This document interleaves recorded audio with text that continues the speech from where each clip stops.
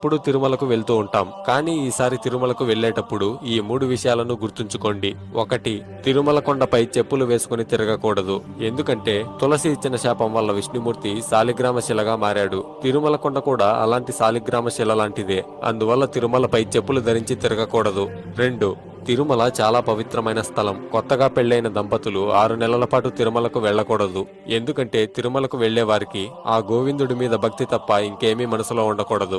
కొత్తగా పెళ్లైన దంపతులకి మనసులో కామవాంఛలు ఎక్కువగా ఉంటాయి. అందువలన కొత్తగా పెళ్లైన దంపతులు 6 నెలల పాటు తిరుమలకు వెళ్లకూడదు. ఆ వెంకటేశ్వరుడు కూడా పద్మావతి అమ్మవారిని వివాహం చేసుకున్న 6 నెలలకి తిరుమలకు వెళ్ళాడు. అప్పటి వరకు వెంకటేశ్వరుడు అగస్త్య మహర్షి ఆశ్రమంలో ఉన్నాడు.